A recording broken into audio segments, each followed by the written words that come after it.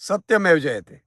આખરે સત્યની જીત તો થાય જ છે. સત્ય પરેશાન થઈ શકે છે, પણ પરાજય નથી થતો. ભાજપે જે રીતે કડદા કર્યા અને ભાજપે જે રીતે કડદા કરનારાઓને જેલમાં નાખવાને બદલે કડદા બંધ કરાવનારાઓને જેલમાં નાખ્યા, ત્યારથી 54 લાખ ખેડૂતો, મજૂરો, શ્રમિકો, ભાગિયાઓ એમાં રોષ જોવા મળ્યો હતો. અને ભાજપે જે રીતે જલિયાંવાલા બાગમાં અંગ્રેજોએ જલિયાંવાલા બાગ આખો પૂરી અને જે ગોળીબાર કર્યો હતો અને અત્યાચાર કર્યો હતો, સેમ એવો જ અત્યાચાર હળદરમાં, જ્યારે હળદરના આખા ગામ ઉપર ચારે બાજુથી પોલીસને ઘેરાવડાવીને લાઠીચાર્જ કરીને ઘરમાંથી કાઢીને ખેડૂતોને મરાવડાવ્યું હતું. અને એ સમયે અમારા નેતાઓ રાજુ કરપડા, પ્રવીણ રામ, રાજુ બોરખતરિયા, પિયુષ પરમાર, રમેશ મેર જેવા કેટલાય નેતાઓ અમારા જેલમાં ગયા. અને જ્યારે છેલ્લે ખેડૂતો પણ જેલમાં ગયા હતા, જ્યારે છેલ્લે હવે રાજુ કરપડા, પ્રવીણ રામ, રમેશ મેર સહિતના અમારા જે છેલ્લા 7 જે બાકી રહ્યા હતા, એમાં ખેડૂત સહિત એમને જામીન મળ્યા છે, ત્યારે ફરીથી ખેડૂતોના ચહેરા ઉપર ખુશી આવી છે.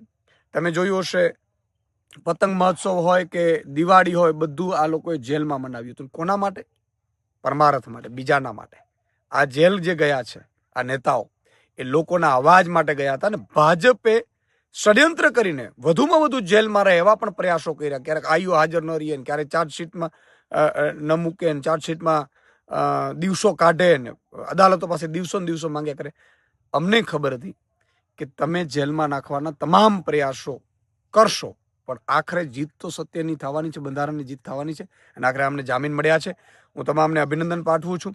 અને આ જ નેતાઓની સમર્થનમાં અમે 10 જેટલા કિસાન મહાપંચાયતો કરી હતી. અરવિંદ કેજરીવાલ ભગવત માન સાહેબ સુદામડાથી આવે ત્યાંથી શરૂઆત કરી હતી. આખા ગુજરાતમાં સમર્થન મળે એ માટે મહાપંચાયતો કરી, કિસાન મહાપંચાયતો. સાથે 12,000 જેટલા નાની મોટી મિટિંગો કરી છે આમના સમર્થનમાં. અને 80,000 જેટલા પત્રો અમે ભરાવડાવીને મુખ્યમંત્રી સુધી ગયા હતા અમે, કે જે રીતે ખેડૂતો કડદા કાંડ હોય કે કડદા કરનારા હોય એમને સજા મળે અને આ બધી પીડામાંથી ખેડૂતોને મુક્તિ મળે, એટલા માટે સમર્થન પત્ર પણ આપ્યું હતું. અમે ડિમાન્ડ પણ કરી હતી. ને આપે જોયું હશે કે ખૂબ દિવસો સુધી આ નેતાઓ જેલમાં રહ્યા છે, એમના પરિવારથી વિમુખ રહ્યા છે.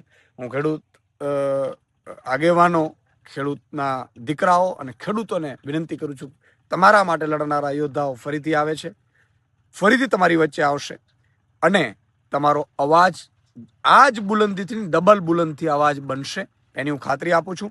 તમામ જેટલા પણ અત્યાચારો ભાજપે કરવાના હતા કરી લીધા છે. આ એક પણ નેતા ડર્યો નથી અમારો. મજબૂતાઈથી સિંહ પાછા આવે છે યોદ્ધાઓ, અને ફરીથી તમારો અવાજ બનશે, તમારો મજબૂતાઈથી તમારો અવાજ ઉઠાવશે.